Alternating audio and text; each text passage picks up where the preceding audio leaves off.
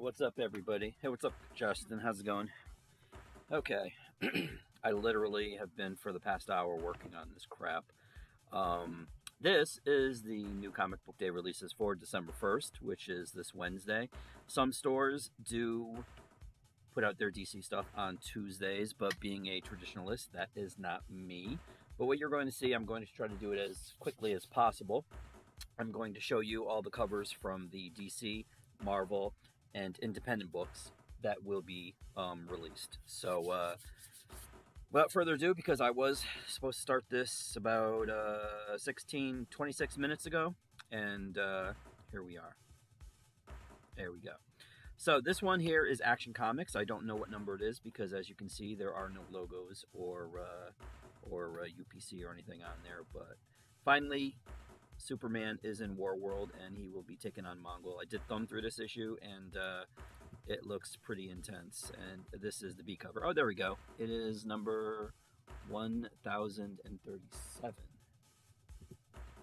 And of course, DC does 2 covers for each book. So this is the 2021 annual Batman. I don't know if there is a number on this because they're just, again, 2020 annual. But they are wrapping up the, as it says on there, the Ghostmaker saga. And there is this cover, which is the A cover. And here is the B cover. I do not know who the artists are. When I do know, when I can recognize the artist, or I do know who the artist is, I will be more than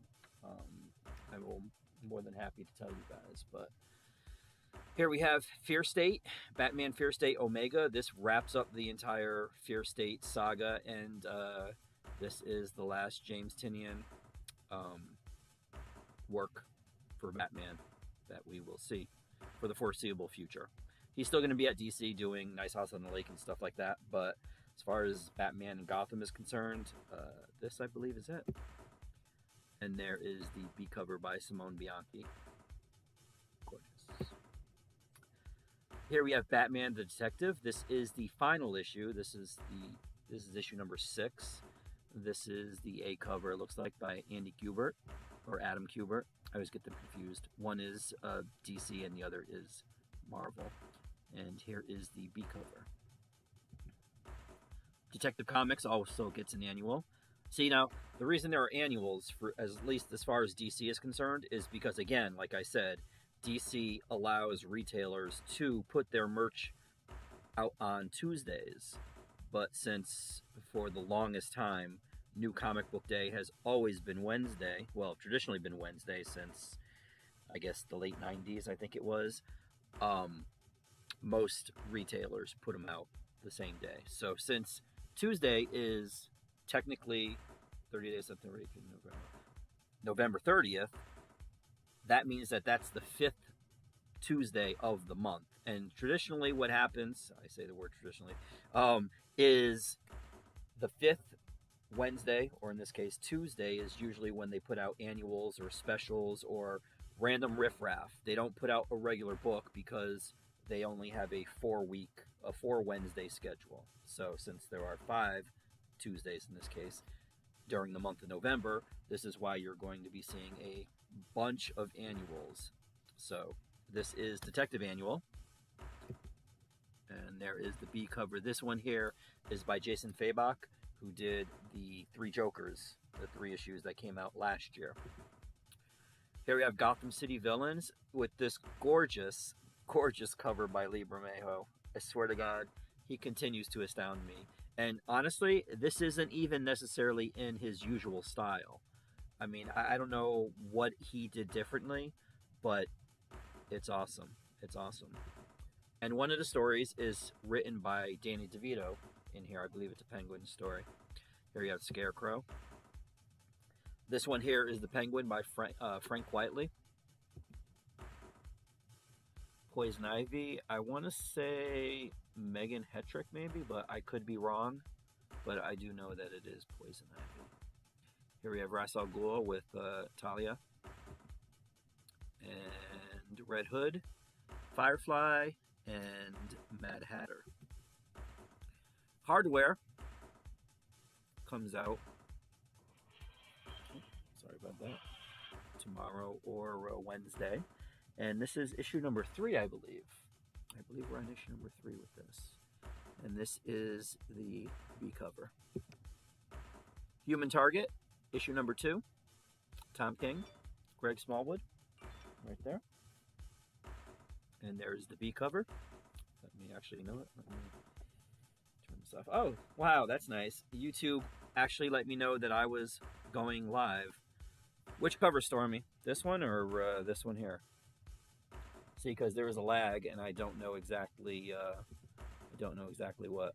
I'm dealing with like 2 monitor sources right now, and the TV is a couple seconds behind that, and I don't know how far behind the chat is on OBS, but so my brain, I mean, I'm already bad with time and stuff like that, but this is just increasing that. Here we have Joker. This is the 2021 annual again. Frank Avila did this cover here, and this cover here is by Dan Hipp. And I do like this one. If you look, you see all the little characters on his nifty sweater there. Here we have Justice League Dark, which is surprising. They got an actual entire annual, because usually they've been a backup feature in the Justice League book. So props to them. And actually, I do like this cover too. I don't know who did it, but I do like it. And here we have the B cover with Zatanna, Wonder Woman, Detective Chimp, Dr. Fate, Etrigan. I can't see the other 2. Maybe Ragman, perhaps. And I don't know who's right next to Wonder Woman. But, oh, that's Constantine. Never mind. Duh. Here we have, okay, this is Justice League. Oh, God, I can't remember what it is. It starts with an I think. Justice League. Wait, you know what? Let's see if the... I'm going to have to go ahead. Sorry. Incarnate. There we go. Justice League Incarnate. This is issue number 1. Oh, yeah, Gotham City Villains. But which one? Because there were a couple of them. I mean, they all looked good, but the A cover by Lee Bermejo, I think, was probably the best. So apparently, this is going to be spinning out of the Infinite Frontier thing with a bunch of different characters from different universes, the multiverse and stuff like that. As you can see, my boy Captain Carrot right there behind Val Zod, I believe that is. And then, is that Mary Marvel back there? It'd be nice if this wasn't like an inch big and I could see it. And I think that's Thomas Wayne Batman right there. But yeah, that's the A cover right there, and here's the B cover. Unfortunately, I don't know. Oh, yeah, actually, you know what? Gary Frank did this cover right here. This is the A cover, and this is the B cover. I don't know who did the B cover, but I know this is Gary Frank. Up next, we have Nightwing. Now, this one, I am not a fan of Red Hood at all. Can't stand him. Trash character. But this issue looks good. The art in here looks really good, too, and I love this cover. Next cover is kind of, but this one here, see, I mean, it's okay. It's not bad, but I like this one a lot better. And I think in here, because apparently they're trying to make this thing where Red Hood doesn't use guns anymore, which isn't necessarily a bad thing. I mean, it just means he can't live in Texas, but they're trying to get him to use batons and stuff like that. That's what he has in his hands.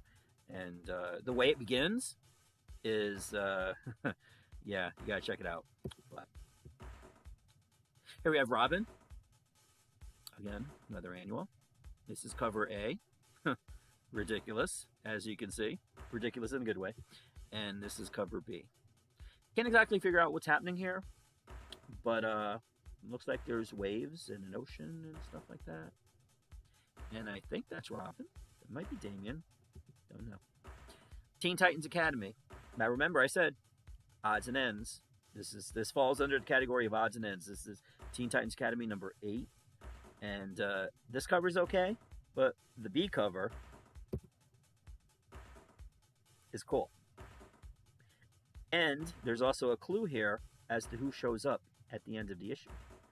And since I don't necessarily care about this book, I saw who was at the end, and I'm not going to tell you. And I think this is, nope, there's one more book after this. This is Wonder Girl. This is issue number 5, perhaps. Again, since my other monitor is slow, I can't see it big there. But let's assume it's 6. Okay, it's either 5 or 6. And this is cover A, and this is the gorgeous cover by Jenny Frison for cover B. And last but not least, now, this individual who did the art for the next book that I'm going to show you, he is one of the nicest dudes that I've ever met as far as artists. And he was very... See, I have trouble drawing stick figures. So anytime I can see somebody who can draw, like Jenny did, for instance, on this cover, like, I am in complete and total awe. And also, I hate their guts, because I wish I could do something like 1/82nd as good as this, but I can't. So I just sit there and I am impressed. So this gentleman, a couple years ago in my neighborhood, they were going to have a drink and draw. And basically what happens is artists go to, you know, the restaurants and the bars that are on the street here, and they just draw things for people. It was all for charity and stuff like that. So the individual that was putting all this together, it was for autism. He asked me, he's like, "Oh, do you want to get somebody?" I'm like, "Yeah, hell yeah." So basically I found out who was going to be at the convention in my city, and I got in touch with them. The first person, of course, was George Perez. George Perez, if I could have had George Perez come to my store, that would have been so incredible. But unfortunately, he had just had eye surgery, and he was kind of conserving his strength for the convention. And I completely understood. I mean, I knew it was a long shot, you know. But the second person that was there was Phil Jimenez. And he is a student of George Perez's. Not like, you know, George Perez taught him or whatever. Well, to be honest with you, I don't know if that actually did happen. But by student, I mean he admires he draws just like him. And I don't mean that as a detriment. But he has his own style. He's been doing he does his own little things to it or whatever. But it's very Perez-esque.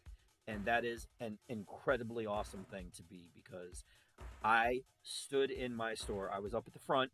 He was back here where I am right now shooting this video. And he was drawing things for people. And they would come up as they were leaving the store. And I'm like, "Can I see it?" He drew a Wonder Woman for somebody that was just mind-blowing. I mean, it's you know what? Let me show you, because you've been staring at Jenny's Wonder Girl. Oh, wait. Oh, sorry. See, I was leading. I had all this preamble, and look at that. There's a Wonder Woman annual. I totally forgot about this. But this is Mitch Gerard's, which is good. And this, I don't know who this is, but I do like this one. But this is what I'm talking about. This is a book he's been working on for a while now. It's called Historia, and I believe there's 3 issues of it. And it details the history, clearly, of the Amazons. And, yeah, you should really check it out. The art in there by Phil is fantastic. And like I said, he's a really cool dude. Although he did get into an argument with one of the customers, because apparently the customer wanted to give him money, and he didn't want to take it. Because, like, looking at the stuff, and the dude was like, "Hey, look, I was just down at the convention. I paid like $40 or $80 for a headshot from David Finch." He's like, "I'm going to give you something." And Phil's like, "I don't want it." It was like, it was just an awesome night. And he stayed here the entire night. He stayed, like, because originally he was supposed to just be here for like an hour or two, and then go to, like, you know, the bar up the street or whatever. But he stayed here the entire night. It was incredible. Really cool dude. So this is his new book. He's been working on this for quite a while. This has been delayed too. But when you see the art inside, you'll see why it's taken so long, and you'll see what he's poured into it, because it is just astounding. And this is the B cover. I don't know who did this cover, but definitely this, if it wasn't for, you know what, it's a 3-way tie for cover of the week. This is one of them. The other one was the creepy doll one that you're going to see pretty soon. We'll get to that in a moment, but yeah, this is definitely one. So what we're going to do now is we're going to head over to the MCU, and we'll start off with another Art Adams cover for Amazing Spider-Man. You know, I'm not necessarily, I'm not a fan of the whole, you know, 3 different creative teams or 4 different creative teams and then they switch or whatever. But you know what? It's given me a weekly or bi-weekly dose of Art Adams, so I'm good. This is issue number, I want to say, I think it's in the 80s somewhere. I don't know. It's not on there. Here we have Avengers number 50. Now you're going to see a bunch of covers, because there were a bunch of covers. This is the main cover, so that's the A cover. Here we have a B cover featuring Scarlet Witch and I was going to say Quicksilver and Vision. That would be creepy. No, this isn't the Ultimate Universe. Here we have this is by Stefano Caselli. This one here. Now, this is the Infinity Saga. Whereas that they've been doing is the Infinity Saga. And why did everything just freeze? That's weird. Let's see if it does it on the screen. Everything just... Oh, there it goes. Yeah, no drop frames. That was really weird. But anyways, they're doing variant covers for that they're calling the Infinity Saga. And what they're doing is on individual books, like they did one for Iron Man, they did one for Thor. This one, obviously, is for Avengers. And it's also, again, drawn by Art Adams. So I am there for it all day. And on the other end of the spectrum, on the other end of the art spectrum, we have Exhibit A. Now, this individual has been drawing since the 80s. And that he's still in the industry, to me, is astounding. And I give you Black Panther's right leg. Okay, now I understand this is supposed to be an action pose, an action scene, whatever. And I know Black Panther is basically embodies, cat-like features and stuff like that and attributes. But I'm pretty sure a human, even if it's imbued with, the ancestors and the cat stuff, I don't think a leg could be disjointed like that, regardless if this is even mid run. Like, even if he's just winding up to start running towards the viewer, the reader, like, look at that. I mean, I'll give him props. He actually did draw 1, 2, 3, 3.5 feet there, so he's getting better. But yeah, this is it. This is a Deadpool variant cover. Here we have, this I believe is by Marcos Martin. It threw me off because see how there's like the collage inside the frame there? That's usually an M. Garson or Mr. Garson variant, but this apparently is Marcos Martin, I believe. Here we have another Ed McGuinness cover. And I don't know who did this, but this is definitely She-Hulk. Oh, damn it. I can't talk about this without spoiling something. Okay. People get annoyed when something happens. For instance, when Secret Empire... Actually, no, it wasn't even. It was before Secret Empire. When Captain America, Steve Rogers' Captain America came out, at the end of the issue, Cap throws somebody out of an airplane, thereby probably murdering them, and says, "Hail Hydra." Everybody, Stormy, everything on that cover is extremely weird. Everything. This guy continues to get work. I don't understand it. But yes, he has been, Justin, and hopefully he's wrapping it up, because it's just really creepy to me that they're living inside of a Celestial, But yes. So basically, Cap threw somebody out of an airplane and said, "Hail Hydra." And I can't tell you how many people lost it. They just lost it. Like, they sent, I think it was Nick Spencer, they sent Nick Spencer death threats, and Tom Brevoort too, who's the editor. Like, that was ridiculous. Completely and totally ridiculous. Now, something similar happened with She-Hulk when they were doing the whole World War She-Hulk, I think it was, in a couple issues ago, where she became like She-Hulk, Black She-Hulk, or whatever the hell it was. It was like Black Widow. She was up in Russia or whatever. And she took on a more Hulkish physique. It was a more, I don't want to say manly, but... And everybody lost their minds again. Now, I don't want to say anything. I mean, you could see her here. So, was the outrage really necessary? Were the hate videos on YouTube really necessary?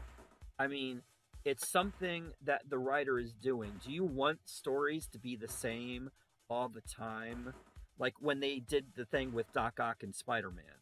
They took Doc Ock's soul, essence, or whatever you want to call it, and put it in Peter's body. Everybody lost their minds. And I'd like to swear, but I'm trying to keep this PG.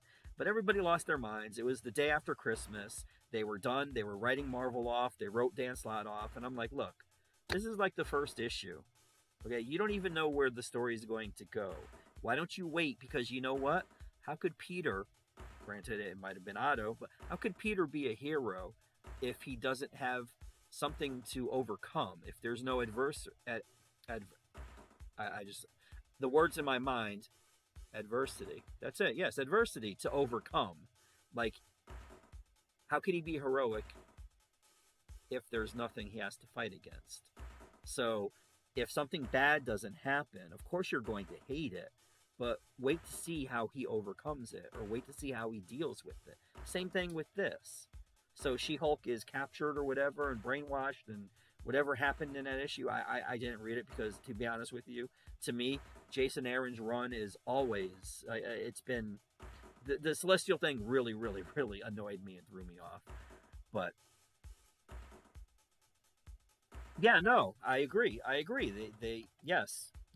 But this is the knee jerk reaction, and I think they're being not duplicitous. They're being demonstrative with this because they want to make click videos, and they want to I don't know. They just want to make outrage videos, and it's ridiculous. Like, stop it. Like, okay, yes, She-Hulk doesn't look the way you want her to, but let's see where Aaron's going with this, because that was the first issue. Maybe it'll change in the second, maybe it'll change in the fifth, maybe it'll change in the 10th. I remember back in the day, they made the Thing Rocky. Now, I understand, like, you know, that's not necessarily the same because they fundamentally, she didn't look female anymore, but, like, stop. Just stop. It's just too much. But moving on, Captain Marvel. No idea what issue this is, but I can tell you that there is this art germ cover featuring the original Captain Marvel on there. Here we have Daredevil, which I believe is issue number 36. And I believe it's the next cover I like. Wait, no, I didn't put the variant. There was a variant for Daredevil, but I apparently didn't add it. Sorry. Darkhawk, we see that the new Darkhawk, because apparently there is a new one, teams up with Cap and Miles right there. This is cover A, and there is the B cover by Ron Lim. Here we have Darkhold. Black Bolt. That is a tie into the Darkhold miniseries, I guess. I guess you could consider it a miniseries. Here we have the Death of Doctor Strange. Now, this is the Spider-Man tie-in. It's a one-shot. All you gotta do is read one and you're done. This is the Greg Land cover, which is, I do like this one a little bit better. But I did read this issue, and it's actually pretty good. Yeah. It was pretty good. This one, on the other hand, this made sense because Doc and Spidey, obviously, in the MCU, the cinematic universe notwithstanding, in the comics universe, him and Peter, their paths have crossed. This one, to me, like, there wasn't much of anything of Doctor Strange. It was essentially a White Fox and Agents of Atlas thing. Now, that's a bad thing. Like, when you slap a Death of Doctor Strange on there, and it's only like, oh, well, Doc died, and we got to do this, and I should say Strange, not Doc, but, whatever. You know what I'm talking about. But the art in there, it was good. I will say that. So if you're a fan of Agents of Atlas, then you definitely want to check this one out. And here we have the Fantastic Four. And look at there. Look who's on the cover. It's She-Hulk. And she's looking all She-Hulky. Imagine that. And that is by the Dodsons, of course. This cover is really cool. And I don't even mind the logo. I'm not even mad at the logo. The logo fits right there. But that's a cool cover. Why can't... I can't wait until they add the Fantastic Four to the MCU. I just hope they're really good actors too, whoever they choose to get. But this right here, we need more of this, definitely. Here we have Hawkeye, Kate Bishop, in her purple outfit on the hood of a car. And there is this cover by Phil Noto with Pizza Dog. And I think I might have put the Scotty Young. Yeah, there's a Scotty Young variant right there, too. Here we have Marauders. Okay, now, the next cover I'm going to show you is hot. That is a hot Emma. I'm not an Emma Frost fan, especially because what happened after Jean died, and then she like kind of moved in on Cyclops and all that. And I don't really necessarily like her to begin with. Although on Marauders in this series, she hasn't been as annoying. But this is a hot cover, and I think this one might be by Megan Hetrick, if I remember correctly. And those thighs and those thigh-high boots, they are working everything, every single thing. And she's sitting in front of a portal, I believe. That's one of the Krakoan portals there. But yes, this is cover 2 of the best covers of the week here.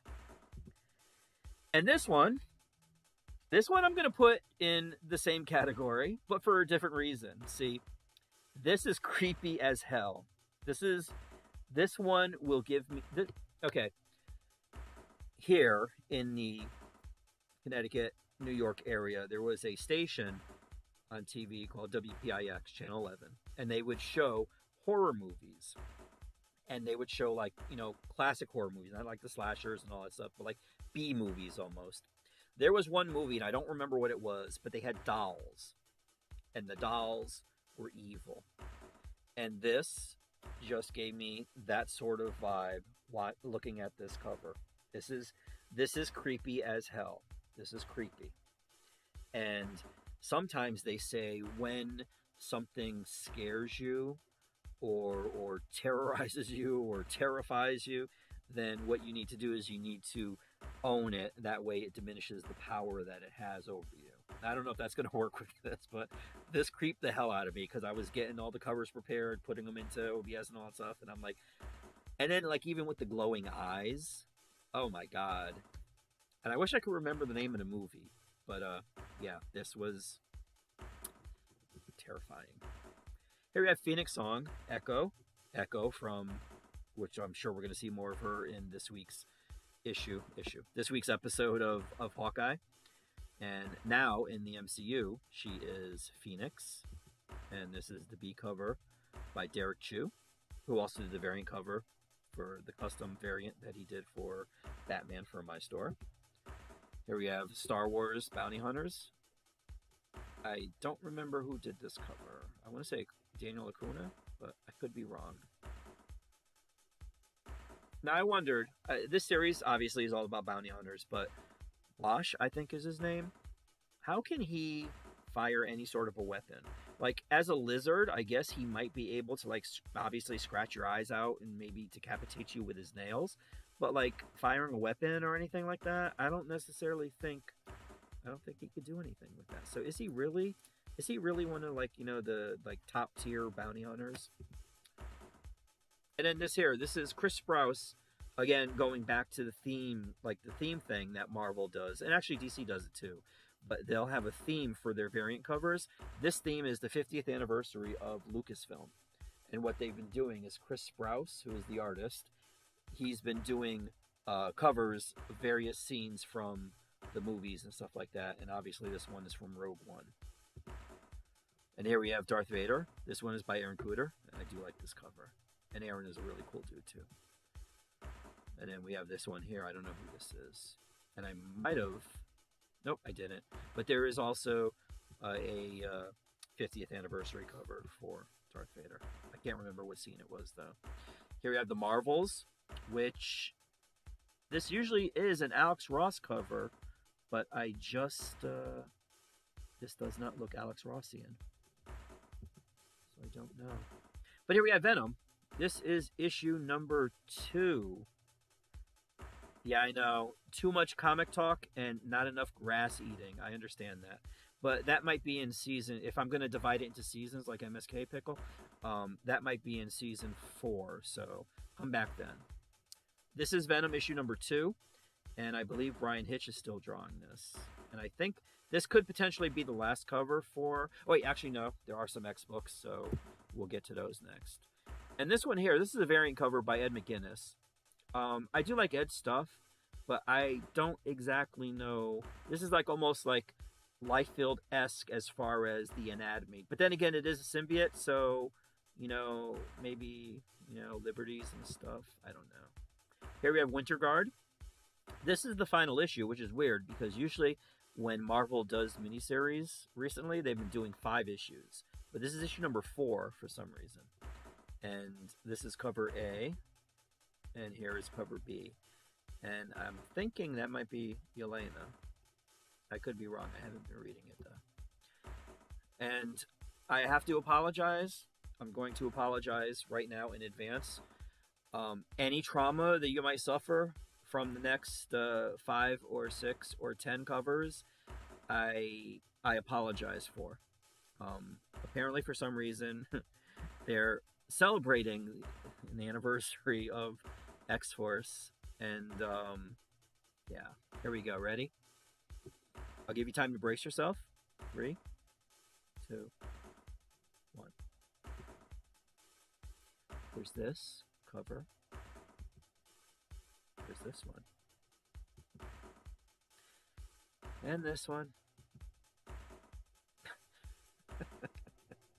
Each one just gets more and more ridiculous. This one. And this one.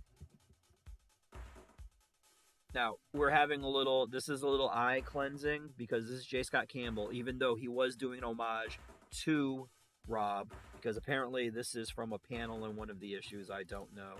And I'm very disappointed to see Campbell slumming like this. But here's the next one. And you know what really hurts me is that I have to order this because there will be someone looking for this cover. And you know what else? I don't want to encourage this at all. This is just for information. This is just to educate. But if you look at the background there, these covers all connect. See the arm right there behind Domino? Belongs to that dude. And then, oh wait, no. See, his elbow should be, this dude's elbow right there should be on the next one. Maybe it's, no. You know what? You've suffered enough. Never mind. Doesn't matter. Exactly, Justin. Well, actually, no, because Jim Lee is an actual artist. Liefeld is, I don't know. I can't even. And here we have, I think this one is by Ron Lim, so we get exactly, Pickle. And you know what? I think Ron Lim is trying to honor him by drawing something here. And if you look, you don't see any feet here either. Oh, boy. Oh, boy. So, here we have X-Men, and I think this might be it. Nope. Okay, I did a variant cover. This is actually a cool one. The power couple right here. Screw that Emma Frost stuff. Although, if Emma had the boots, it might be a different story. But yeah, but here we go with Jean and Scott. And then, last but not least, this is it. Trial of Magneto. Issue number 3, I think it is. Yes. Okay. So, last but not least, we are going to go down the indie category here. This is Animal Castle. Now, this I thumbed through because I wanted to see if it was going to be like Stray Dogs. And it's kind of more like Animal Farm / Watership Down, believe it or not. And it looks intriguing. I didn't read it. I just thumbed through it because I wanted to see. But the art is really good, too. And there is the B cover. Here we have Department of Truth. Oh, and by the way, Martin Simmons, the guy that does the art for Department of Truth, is the one that did that horrific cover for New Mutants. So, blame him. Direct your ire towards him on Twitter. Please, tell him I sent you. And there is this cover. This is the B cover for Department of Truth. Here we have Evil Ernie. And for those of you that don't know, Evil Ernie is a character from the 90s, from Chaos Comics. And his partner in crime used to be Lady Death, but now they are on different comic book companies. I don't think there'll ever be a crossover, unfortunately. I think Dynamite owns all the Chaos properties, while Coffin Comics, which is Brian Pulido, he has Lady Death and all the other big-breasted characters that he draws, which, well, not draws, but he is in charge of, which I'm definitely not mad at. But hello, Jess. Here is the B cover. Arthur Sudiam, I think is how you pronounce his last name. That's who did this cover here. Then there is this cover, which is an homage to Teenage Mutant Ninja Turtles. And I think, yeah, they also did an homage to Todd McFarlane. This is Spider-Man 300 originally. And then everybody and their cousin has done an homage with a character in this pose. So, yeah. And this one, I don't know who did this, but this was an FOC variant cover. Here we have Hotel, or Hell, depending on however you want to pronounce it. And this is Volume 2, Number 1. I have Volume 1, but I haven't read it. I haven't gotten around to it. There's just so much. And then we have this creepy individual, Mr. Clown, coming out of a air duct. Nice. King of Spies. This is from Image. This is issue number 1. Mark Millar, Matteo Scalera. There is cover B. Actually, I think this one's cover C, because I think cover B was the black and white version of this. And then there's this one, and there might be one more. Yeah, here we go. And there's this one here. Here is the last book you'll ever read, and it's issue number 4. So technically, this is the 4th to last book you'll ever read, right? Because if number 1 was the last book you'll ever read, and then number 2 came out, it's not the last book you'll ever read because it's issue number 2, right? Right. Here we have Magic Order. This is issue number 2, another Millar book. Mark Millar, Stuart Immonen, I-M-M-O-N-E-N. I always thought it was Immonen, but Immonen. And there is cover B. Maniac of New York, and Lord knows there's a bunch of them in New York. This is issue number 1, volume 2. And this is the B cover. No, you cannot wear it, but it looks like this. Although, you know what? If you wanted to cut it out, I'm sure you could. Just make sure you do the eyes too, so that way you can see where you're going. Here we have the Me You Love in the Dark. This is issue number 5, I believe. This is MFKZ, and I'm not going to pronounce it because there is a way to pronounce it, but I'm not going to do it. This is issue number 6, cover A, and there is cover B. I've been told this was a cartoon, and every time I intend to watch it or see what it's about, I always forget about it, and I never do. Hey, what's up, Belle? This is The Scumbag, and I believe this is issue number 11. I'm not sure if this is a 12-issue miniseries or not, but it is within the realm of possibility. This is cover A, and I apologize, I don't know who did this cover, but this is cover B. This one is by Simone DeMeo, who does the Boom book. I can't remember what the title is, but it's very dynamic. Simone does all his covers like this. Oh, God. Here we go. I forgot about this. This is Snake Eyes, Dead Game. Another instant classic by Rob Liefeld. Notice the bottom of the cover. Notice what you don't see there, where he cuts them off. He continues. They continue to give him work. They continue to give him work. Yeah, the mask was originally Dark Horse Comics. Here we have Spawn. This is cover A. And I want to say that's Angela. Not Angela. Oh my God, I can't remember Al's wife's name. Jesus Christ. But I think that's her. I hope that's her. Now that Spawn is Al again. And then there's cover B. Here we have Suicide Jockeys. No idea what this is about, but this is issue number 4. And apparently you get a free set of brass knuckles in that box of cereal. So something to look forward to as you're eating your cereal with whiskey. Nice. Here we have The Last Session. This is number 1. This looks kind of like a Critical Role type D&D type thing, type book. I'm going to assume. Teenage Mutant Ninja Turtles. This is issue number 123. This is the A cover right here.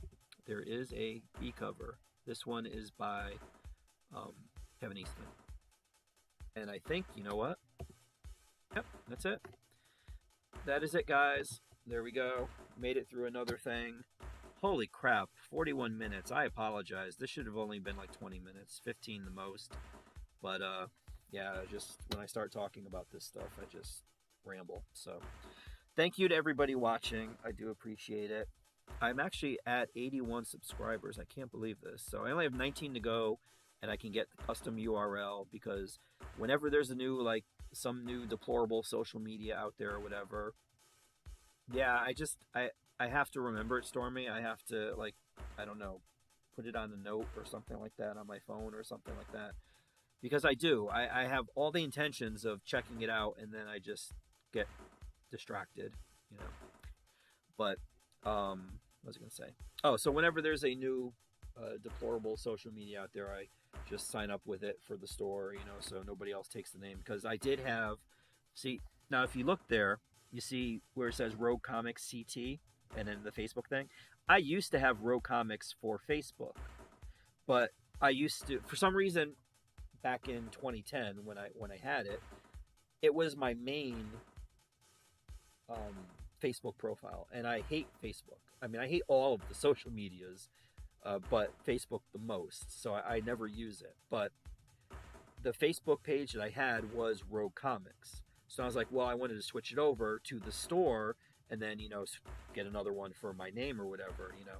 But something happened, and in the split second that I went to cancel Rogue Comics so I can switch it, the personal one, to something else, somebody took it, and they don't use it.